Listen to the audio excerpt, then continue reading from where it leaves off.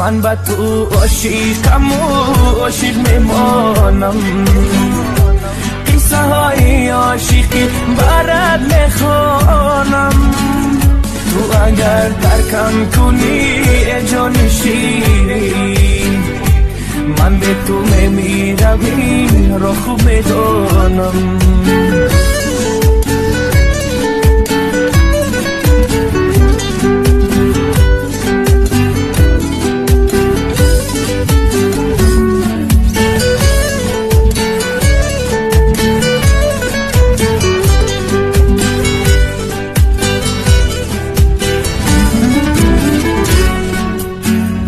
هرگاه که یادت میکنم مثل یک دیوانه میشم دلگیرم از این زندگی وقت نباشی تو پیشم بیا مرا رها بکن از درد و داغی تنهایی به وفایی کاری تو نیست مکن هرگز به وفایی بیا مرا رها بکن از درد و داغی تنهایی به وفایی کاری تو نیست مکن هرگز به وفایی دلم برای دیدنت هر شب و روز گم میزند من با تو عاشقم و عاشق میمانم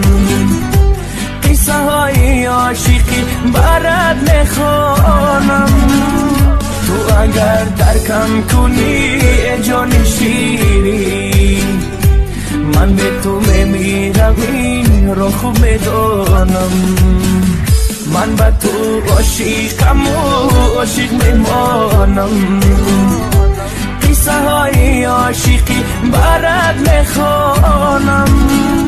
تو اگر ترکم کنی ای جان شیرین من به تو میمیرم این را خوب میدانم